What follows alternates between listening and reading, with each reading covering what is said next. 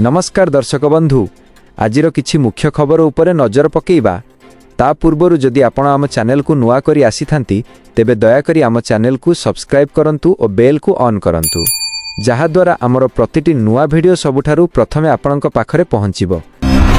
प्रधानमंत्री किसान सम्मान निधि योजना पीएम किसान योजना केंद्र सरकार देशर कृषक मानक आय वृद्धि एवं आर्थिक सुरक्षा निश्चित करिबा पई अनेक योजना चलाउछंती।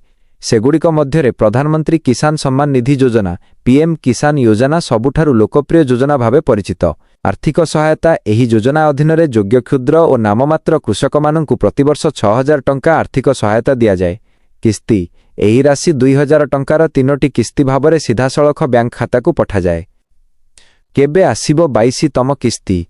एही किस्ती नवेम्बर 2025 रे जारी करा जायथिला जहा देशर 9 कोटीरु अधिक कृषकंकु लाभान्वित करिथिला। 22तम किस्तीर संभावना रेकर्ड अनुजाई पीएम किसान योजनार किस्ती साधारणतः फेब्रुआरी अगस्ट एवं नवेम्बर मासरे जारी होइथाय।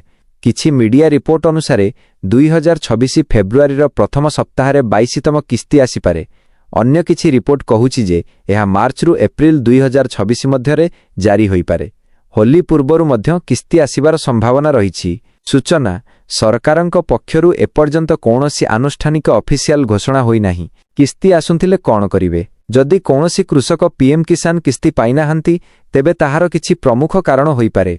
1 ई-केवाईसी असंपूर्ण रहिबा। 2 आधार सहित बैंक रे समस्या। 3 जमी रेकर्ड रे भूल तथ्य। सरकार ई-केवाईसी एवं आधार लिंकी को बाध्यतामूलक करिसंती जहा द्वारा सठिक हिताधिकारी को सीधासळख लाभ मिल पारिबो। गुरुत्वपूर्ण परामर्श कृषक माने पीएम किसान सहित जड़ित समस्तंक नुआ अपडेट पाई सरकारी को नियमित भावरे जांच करने को परामर्श दिया जाउछि।